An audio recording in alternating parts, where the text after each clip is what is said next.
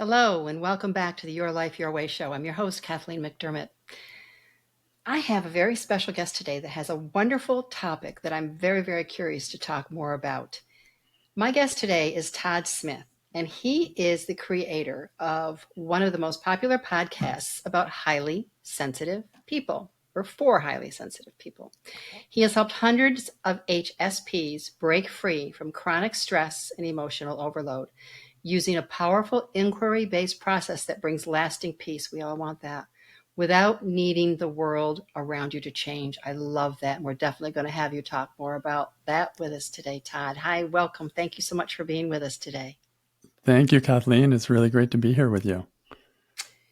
My first question, what is a highly sensitive person? That is the question of the hour, yes.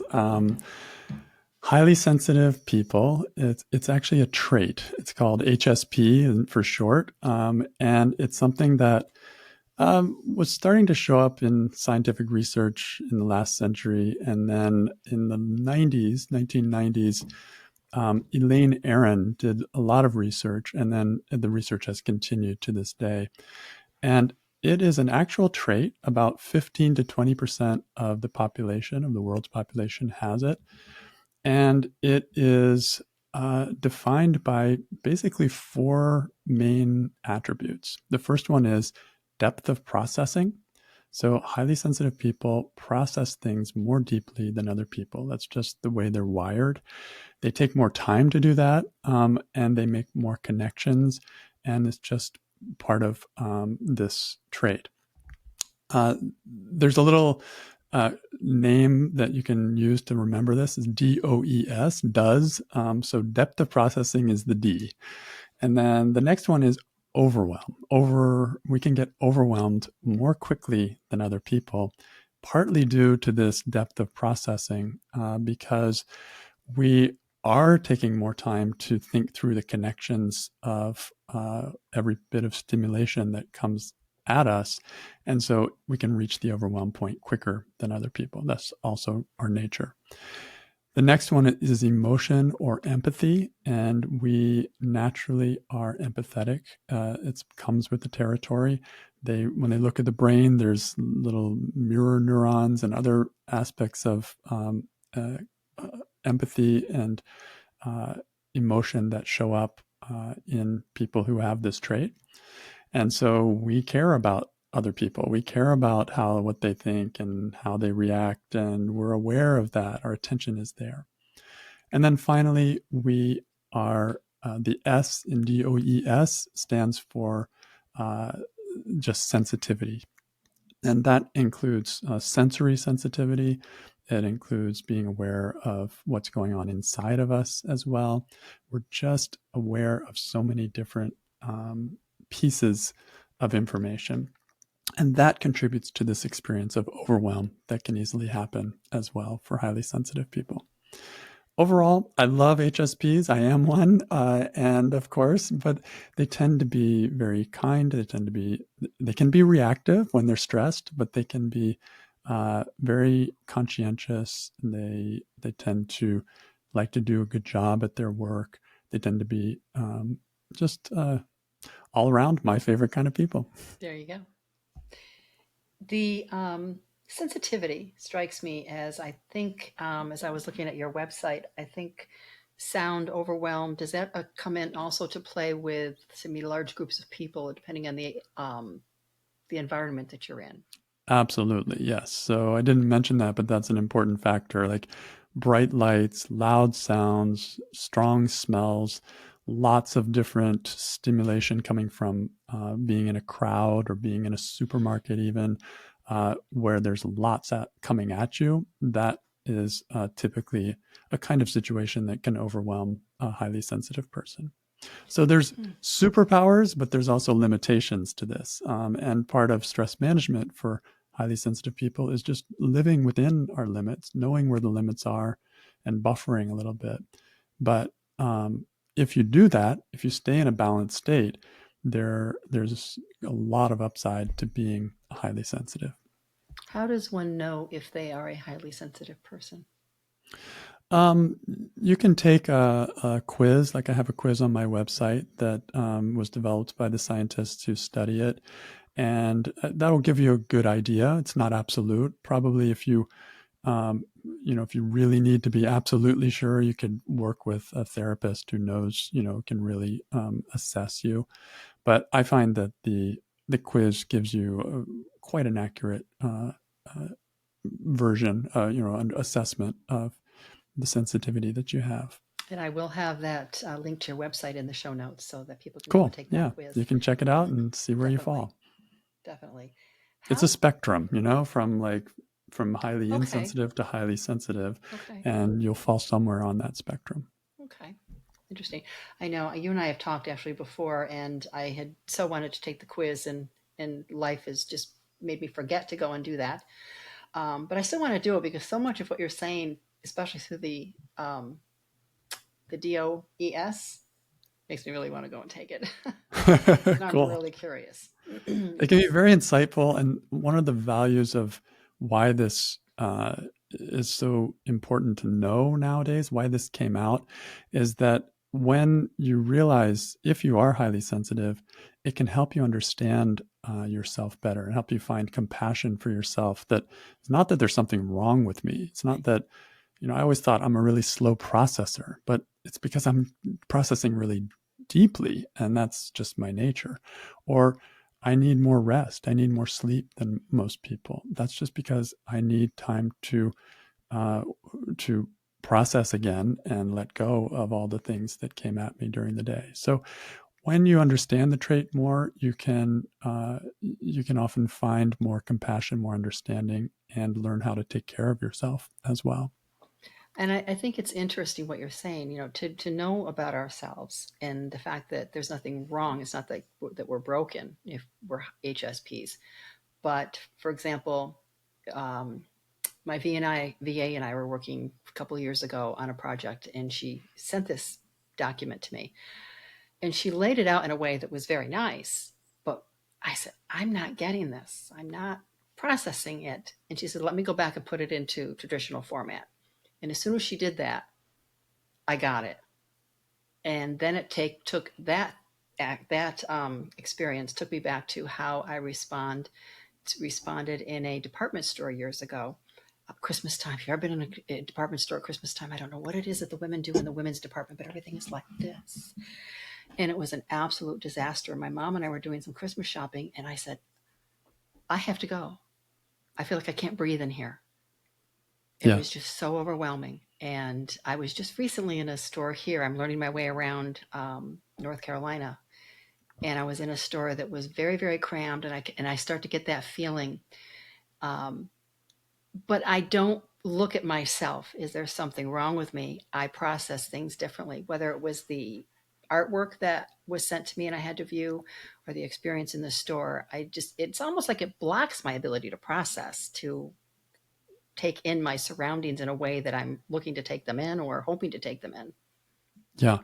Yeah. We all have a sweet spot where they call it the optimal level of arousal, where you're not overstimulated and you're not understimulated, like bored kind of.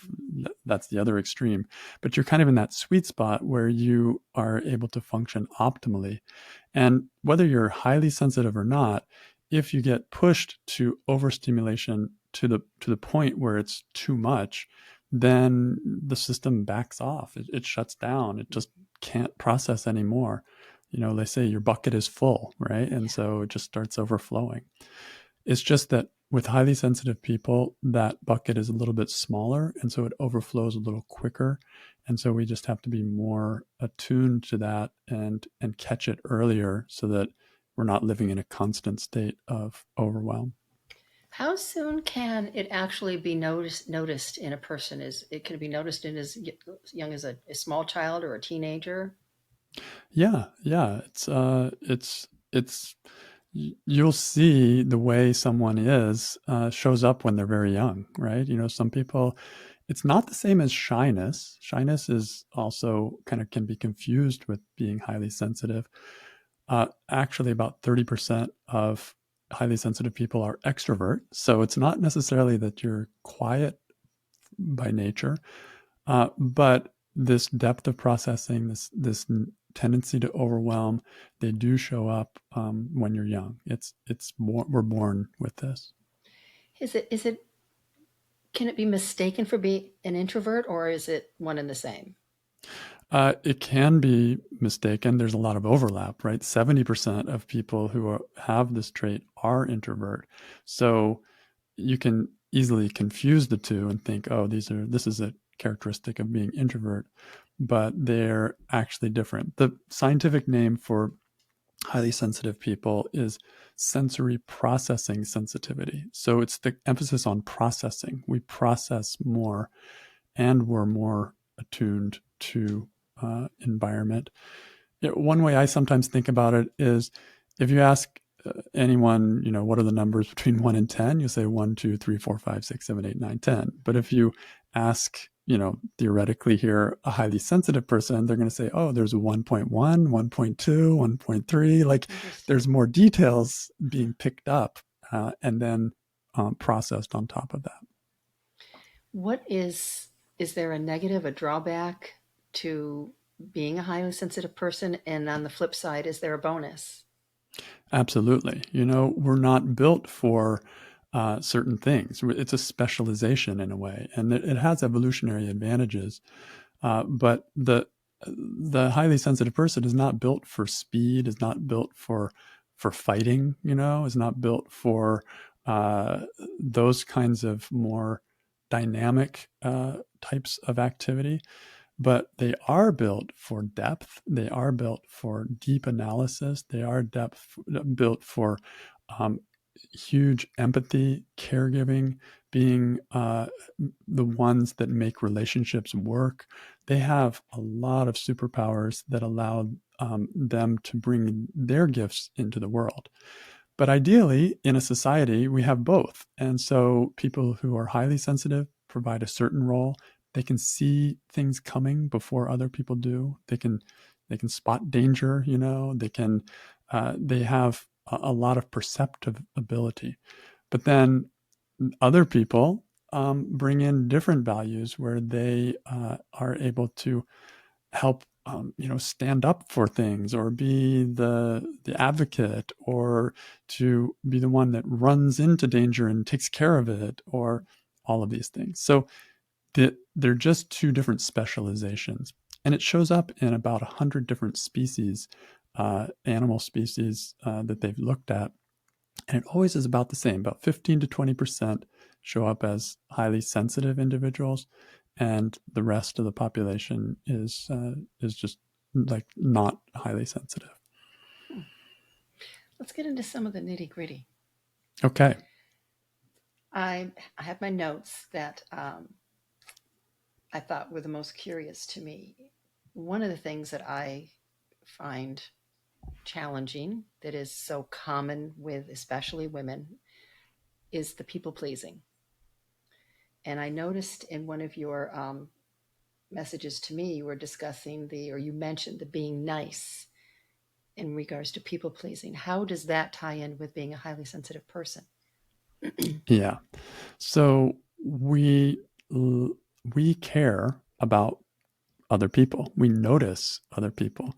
We're emotional, and we also can, because of that tendency, can get caught in get attached to what other people are thinking, and that's a common human trait for all of us. Yes. But it can be amplified a little bit with highly sensitive people.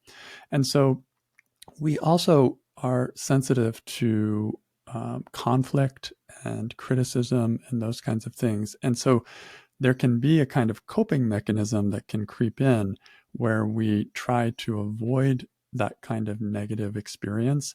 And so we end up people pleasing and being nice, which is nothing wrong with being nice, but being nice above and beyond what is actually honest for me. And so when I do that, I start creating a complication in the whole relationship. There's actually can be it's like a lie in a way. And so there's all the discomfort that comes with that and the complications that arise. More stress and more anxiety, more overwhelm. Exactly. And then the tendency is to withdraw, or, it just kind of spirals from there.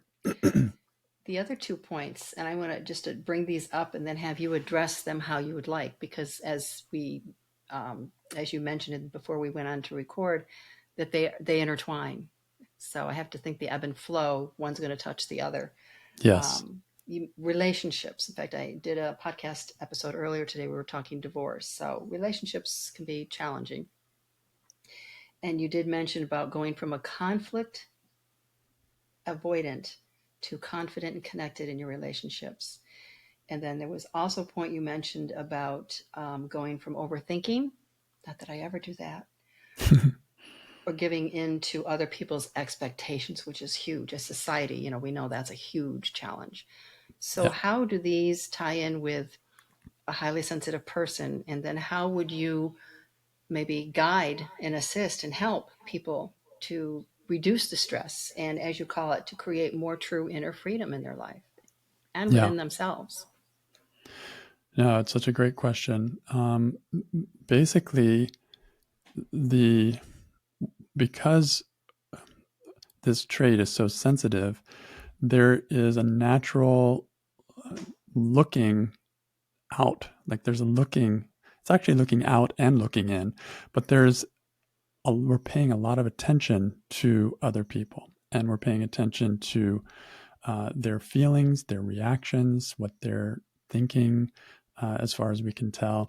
And that can end up leading you away from listening to what's going on inside yourself. We need both. We need to pay attention to others. We need to pay attention to ourselves. But it's easy to, and again, this is a human thing, not just HSP. We get a bias towards others, and we start to think that they know more about us than we do. And so when we're trying to make a decision, we're bouncing it off of everybody around us in our minds even, and it starts confusing the issue instead of listening to what am I feeling, what feels like a truer direction for me. So it's how to balance this is to shift awareness back to yourself. And if you can start asking yourself, what do I think? What do I feel? What appeals to me? What direction sounds good to me? Then there's like a more of a solidity in being able to move forward with something. This takes courage. It takes there will be people that won't like it, and this is the conflict avoidant part. Is we're you may see the truth, you may feel the direction, but you're like, oh my God, they're not going to like it, so I'm going to pull back and sit on that. And so it takes not only the courage of finding what is my truth, like the awareness of finding what my truth, but the courage to bring that out with someone else. And what builds that courage is working with the fear of the reactions that other people are going to have, because that's what really motivates us to stay shut down or not share our truth. And so it's a question of looking at your stressful thoughts and beliefs about them and what they're going to say and what that means.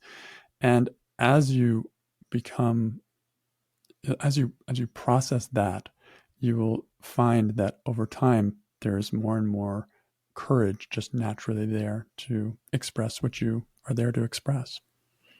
Would you say it sounds to me, but please feel free to correct me. This almost sounds like, in what you're saying, that someone can, instead of presenting it to multiple people to get their opinions, it's about learning to trust your intuition, your own inner voice. Yes. And the more you do that, the more courage you have to continue doing it. What steps do you take to get someone to that point? How do you get someone to understand that they have, number one, they have that little voice, their own intuition, we all do, and to take that step to listen to it? But it's also about trusting yourself, trusting that voice, trusting yourself, because that voice is you. So how do you get someone to that point of being able to trust themselves? And you and I both have the same belief that we want to feel safe within ourselves, being who we are. Yes, yes. At first, you may only be able to do it alone. You may be able to only just listen to that voice and trust it in a completely isolated situation. Like that's one of the beauties of like creating art or doing any kind of creative thing where it's just you and you're listening to yourself. You're almost getting in this conversation with yourself and then expressing it. But there's no outside that is impinging. So that's like, the smallest version. And then from there, it's a matter of we're exposed to many situations where we have to be in touch with ourselves in when other people may or may not be liking it or maybe disagreeing or even trying to shut us down or any of that. And so these become little stressful moments. They will trigger us and it will feel like stress. But if you listen to your stress will show you the way back home. And what I mean by that is every stressful moment that happens to you is an opportunity to look at it and see what were you actually thinking in that moment? What were you actually believing in that moment? And when you see that and you start looking at what you believed about that other person and about what they said and what it means about you and your emotional interpretations of it, when you start seeing what those are and then actually go through and systematically question those thoughts and those beliefs, you're going to start to see this kind of healthy separation coming in between you and them. And you're going to start to feel this feeling of inner freedom starting to happen where they may be mad at you and you're seeing it's more about them than it is about you. Yes. And so that's how it starts. So the technical thing that I do, I use the work of Byron Katie. I've been trained in that and I've been using that for about 18 years. But you can use other ways as well. It's a way of noticing a stressful situation, a specific moment, identifying the feeling that you're having, the stress feeling, then noticing the thought that's connected to that feeling. So, he he thinks he thinks I did a terrible job or something like that, and then questioning that thought systematically. There's a number of questions you can do, and then looking at the opposite and seeing could it even be that it's not that that something else was going on and it looked like, or I assumed that, or how I was doing that to myself somehow. As you take this apart and explore it and begin to unravel it, then the same stressful situation starts to become non-stressful. You start seeing it with bigger eyes and a wider vision. And as you do this more and more, a certain confidence starts coming in. Like, oh, maybe people aren't being as critical as I was thinking, or maybe there's more going on there than meets the eyes. And so you start getting a little more courageous. And oh yeah, I think I will share this. And even if they don't like it, does it really mean anything about me, or does it really mean that my idea is bad? No. And so that's how it builds. But it's a process. It's called inner work, and it takes time, and it's a retraining of the mind, kind of opening to new ways of seeing a different stressful situation. The only thing that keeps me from being myself with other people is these kinds of beliefs and um, uh, thoughts that I have that keep me shut down. So when you question those thoughts, there's a lot of freedom that starts to open up. So it sounds like if you're questioning the thought and you're asking, if somebody said you didn't do a good job, it's questioning whether if that's true. And by discovering that that's not true, you're really finding your own truth. Yes, that's right. That's right. You're challenging your own beliefs. It sounds funny, but you're kind of playing devil's advocate with yourself and saying, that feels true. I really believe it, but am I really sure? Is that really what was happening there? And the way I like to do the work is to let the stuck part of me be the one answering the question. So it's not an intellectual process of like, oh, is that true? Oh no, rationally that's not true at all. But more like on the emotional level, there's a part of me that really believes it. And I want to honor that and ask, what do you think? Like, what do you think, little one, the little crying baby inside of me? Like, what do you think? Is that really true? And I might go, yes, it is true, and I'm like, okay, good for you. Thank you for being honest with me. That's totally fine. But then like, we'll ask it again. Are you absolutely sure? Can you absolutely know it's true? And just give it another chance. But regardless of whether it's true or not on that level, I want to give a chance for this part to see what happens when I believe that. And when I see that, the effects, the repercussions, the reactions, how I shut down, how I push them away, how I can't say what I want, and how I limit myself, then that same little crying part is going, well, why do I do that? And it starts to, become a little more interested. And then one of my favorite questions, who would you be without that thought in the same moment? And just kind of open the mind like, oh, I just see this person kind of being critical. And I also see that they've got some stuff going on. And I also see my own experience, and a lot of things start to open with that. So we have to be respectful of the part of us that believes our stresses. And then we have to work with it in a very gentle way and let it discover it. Otherwise, if we just give top-down wisdom, it goes in one ear and out the other. And you and I have talked about this because we've spoken before that it's a body-mind connection. And our emotions are body, thoughts are our mind. And you cannot work just on one. You have to bring everything back into a balanced relationship with one another. Exactly. So you start with the emotion, find the thought, work with the thought, but don't lose touch with the emotion. And then as the thought changes, the emotion will start to shift as well. But if you just find the thought and work with it without staying connected to the emotion, it will just be like playing, Sudoku or something like that. It's not going to really touch you in any real way. And speaking of which, you're bringing that balance, excuse me, into yourself, within yourself. If we could come back to relationships for a minute. Mm-hmm. So if you are, you're a highly sensitive person and you are working within and trying to create and find your own true inner freedom, how does it work when you're in a relationship and you're the one that's on this process, and maybe they're not a highly sensitive person? How does that balance come to be within a relationship? How do you go from the avoiding the conflict to confident and connected when you're the one doing the work? Not that person, they have their own path and their own history. How does that all flow together? Yeah, am I making sense? Great question. Super great question. And very common.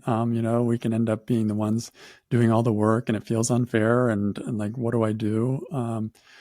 What is, we mentioned it kind of earlier in this show, how there's I can find peace even without the world changing. And this is where this applies. Big one. Yeah, it's a really big one. Of course, it would be ideal if my partner just started doing the work and started seeing, all of the insights just like I'm seeing, but it's not absolutely necessary. And what I found in my relationship, I'm the one that does most all the work, the inner work. And what I've found is that I become less reactive as I start seeing my truth, and I start seeing that I'm not powerless. I'm not actually dependent on my partner to see things well or to react even well. And I was noticing that just the other day. I've been doing this for a long time. My partner was, just kind of getting in a little argument with his mom and who we live with, and it used to really bother me. And I was just like, why is it not bothering me? What's going on? like, where is it?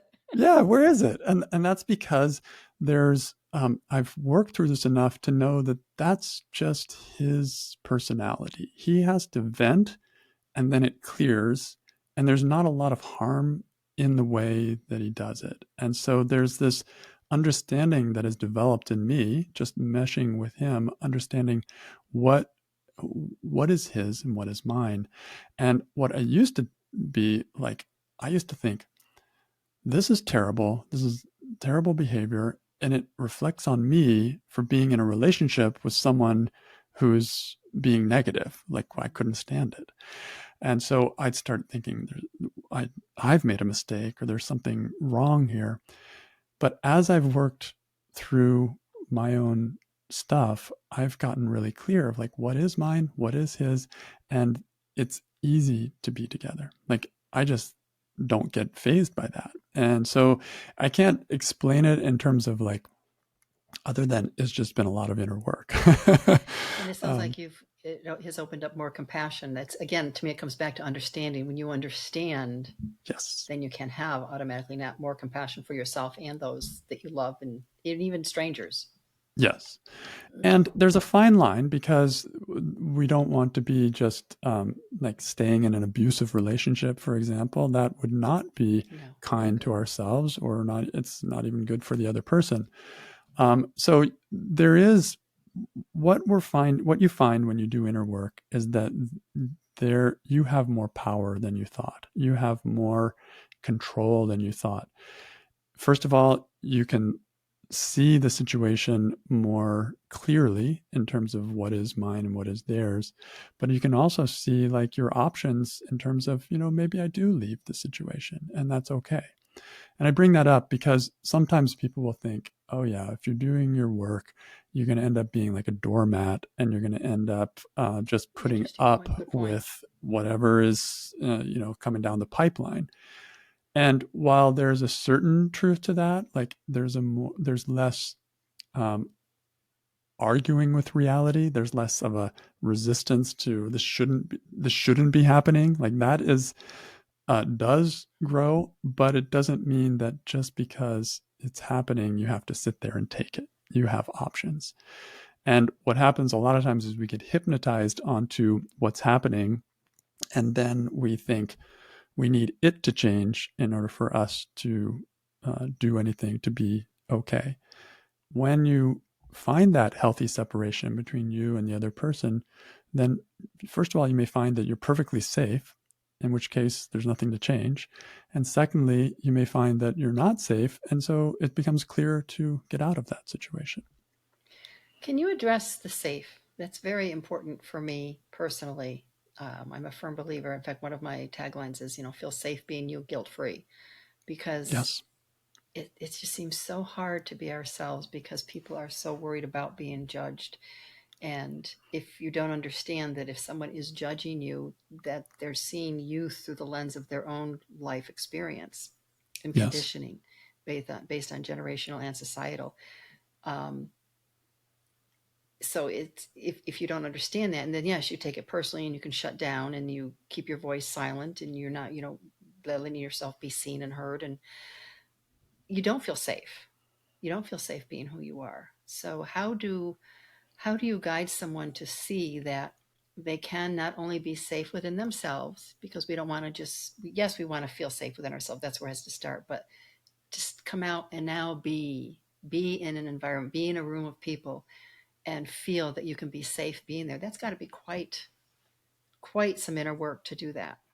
it is. Yes, it is. And it starts right where you mentioned. It starts with finding that you're safe in on the inside, right? Like you're safe, even like the way I like to do it is after the fact. I've had a stressful experience where I didn't feel safe. Then I look at it, work through it, and I start finding safety in that theoretically or even experientially in retrospect. Then when a situation comes up again, then I have that experience that I've just looked at, and it serves me in the next iteration. And so it is an iterative process, and each time gives you a chance to find out, did I get triggered again? Okay, more work is needed. If I didn't, then fantastic. So cool that it's not getting me this time. And I always keep an open mind. Like, inner work is infinite and you can never do it all. But Yeah, it's I lifetime. always just like keep peeling the onion, peeling the layers, and finding more and more ways that I am safe in more and more challenging situations. And so with each step, there's a confidence that grows, and then you maybe start pushing the envelope a little bit more, and you may find that you stumble and get triggered, and it's tough again. Then you come back, same process. Just keep questioning what I'm thinking and what I'm believing, because what makes me feel unsafe ultimately is my thinking that I'm not, my thinking that I'm not safe, but I always have reasons for why I believe I'm not safe. When you question those reasons, you start to find that you're more safe than you thought. Doesn't mean there isn't danger out there, but even with danger out there, you have the option to maneuver, and you have the option to um, find safety, even in an external kind of situation. You So know, it's a process. Yeah. it is, and to me, it's a lifetime practice of because, like as I said, the body remembers, Yeah. and I know for me, not feeling safe for me means, and with the work that I've done, I recognize a lot of my triggers now. I'm very familiar with my triggers. Some don't trigger me anymore, and there's still some remaining. And it might not necessarily be the trigger about that thing happening, but it's a remembrance. My body's thinking, "Oh, this we're going through that again." Well, no, we're not. It's Yes, something different. But the safety is how my body immediately goes into fight or flight. So I don't feel safe. I immediately inside have to protect myself. that's right. Yeah. And I know it's some people, I've had some people say, well, what does that mean? That people don't understand they feel safe being me. Well, part of that means that right there tells me you don't. But that's another conversation. But to Yes, understand the sensations in your body and how the emotions and those sensations in your mind work together to, because it's ultimately, it goes beyond the thought and the emotion to a health issue. It can become a health issue if it's not understood, the fact that when your body is going constantly into fight or flight, that it can get stuck there if you're not yeah, feeling safe. It can develop into autoimmune diseases and heart issues and worse. So it's something to really be taken serious, that we do need to understand, respect who we are, but to understand that it's such a process. And I know that can sound overwhelming. Oh my God, it's mind and body. You're saying I've got to do all these things. But can you simplify it for us? Which I think you have. You haven't made it sound overwhelming, but maybe for someone who might be listening to us thinking, oh my God, it's just so much. How can we take that down to be a little bit less yeah. so that it's not so scary to start putting that one foot in front of the other? Absolutely. Yeah, it's first of all, it's one situation at a time, but I think your point is really the core of it. It's listening to the body. The body has wisdom, and how it shows up is emotion and also physical tension and different things. But there's a reaction that happens. And I like to think of these reactions as alarm clocks. So they just ring when I'm getting out of balance, when I'm getting triggered, when there's something I need to slow down and look at more closely. And so it's as simple as living your life. And then when an alarm goes off, stop, pay attention, and then look at it. What was I thinking? What was I believing? And then do uh, that process of questioning what you were thinking and seeing what might actually be truer for you, so that you can start seeing a more balanced point of view.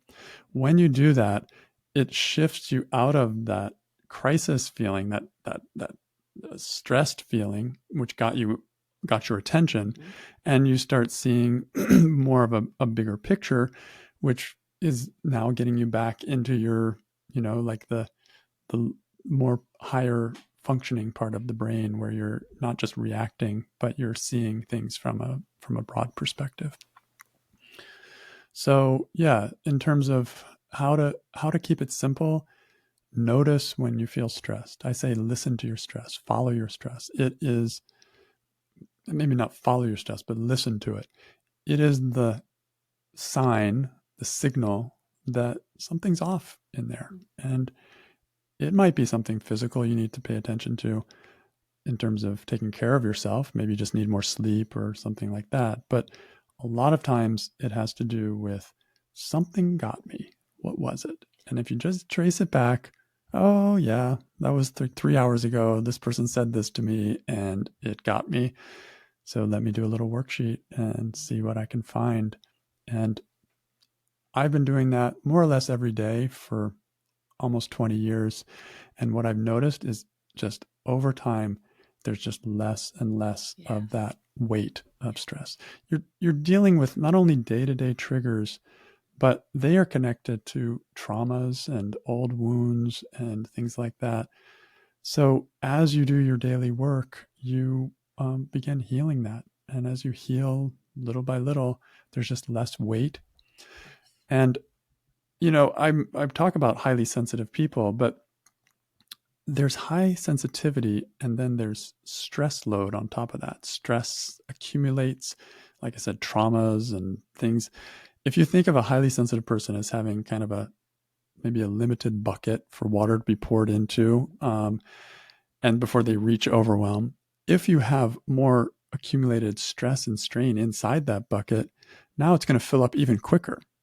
And so if you can deal with some of those things, then you're going to improve your resiliency tremendously. And that's what I love to do. That's why I teach stress management for highly sensitive people. When what you're saying and looking at it, it makes me think of I like a mystery movie or detective, to try to solve what's the clue, and I don't like a mystery unsolved, even if it's where is something in that I've put somewhere. Yes. But it can also be how you look at it, and to me, this is what I've done with some of my work is, okay, just like a mystery movie, follow it like that. What are the clues? What are the points? So that it doesn't seem so heavy in doing the work. Does that make sense? So Yes. it's like I'm looking at it from a perspective. I'm just trying to uncover and find the answer, find the culprit, so to speak, and fix it from there. Heal, whether it needs to be something that I need to look at and process or let go, whatever it happens to be. But it's just a lighter way. There's times for me to look at it that way, and it doesn't seem so heavy. I love that. Yeah, it's a puzzle, it's a mystery, it's something that I Puzzle, want yes. to play with, and it's also very relevant because it's dealing with my emotions and it's something really personal to me. So I can get very interested in this, and that's how it's held my interest over time. But yeah, I find there's a lot of laughter that actually happens in this process. Oh, There's a yeah. lot of like ahas. There's little reliefs and insights that happen, and some mysteries take longer than others. But that's all part of the challenge and the fun of doing it. And you're developing because one thing I think we lose as we become adults is we forget our creative side. So it gives you a chance to really be creative, obviously to be very curious and have the courage to Yeah, look through. yeah. It's like it's a lot of things wrapped into one. Yeah, good Uh, things. good things. Like this is like not only helpful for me, but kind of interesting and fun to do Yeah, at the same time. exactly. That makes it more appealing. Yeah. What is something, a starting point? We have the quiz, but what is something that you would offer to say, start here? If you're very curious about and you recognize yourself in some of the things I've been saying, and you've taken the quiz, then what? Yeah. So, I mean, I have a podcast, so you can listen to my podcast. It's called Stress Management for Highly Sensitive People, and just type in HSP, and then you'll find it. And that can give you more details of the kinds of things we've been talking about.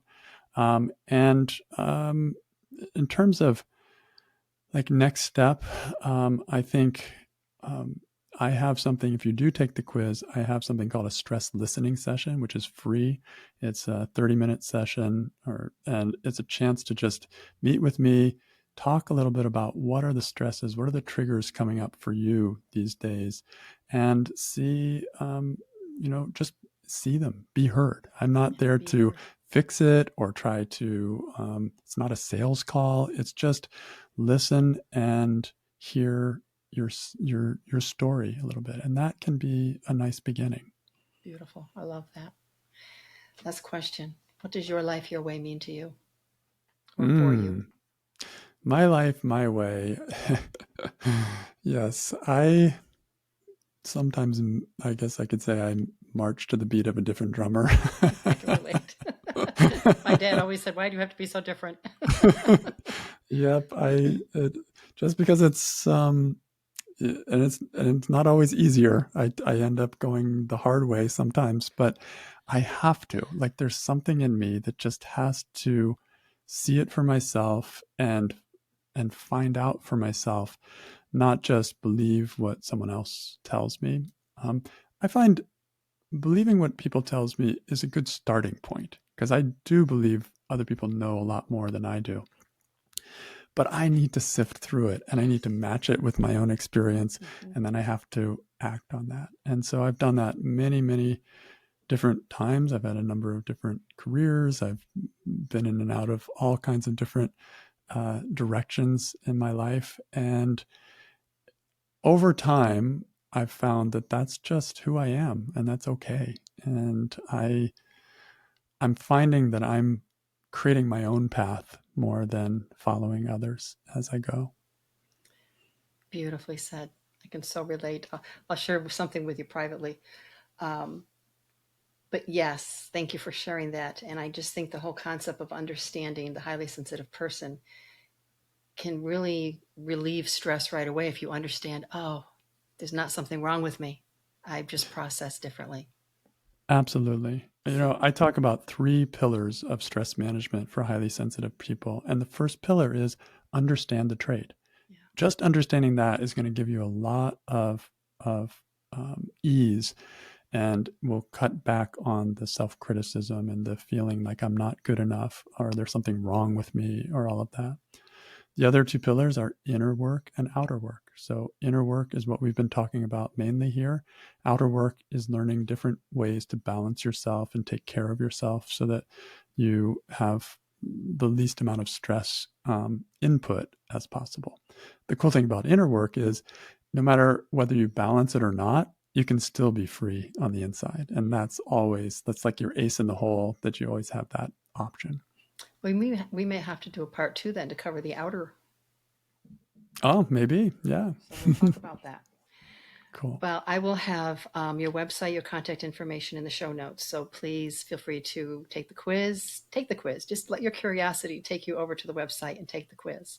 And if it speaks to you from there, please reach out to Todd and have that conversation. I thank you all for being with us today. And as always, follow, subscribe, leave, share with a friend, because if we can touch one person today and help them to feel better and find their way on their path, then that we've done our work. So thank you very much. I wish you, as always, a whole lot of peace, many blessings, and a whole lot of joy. Thank you, and take care. We'll see you again back on the Your Life, Your Way show.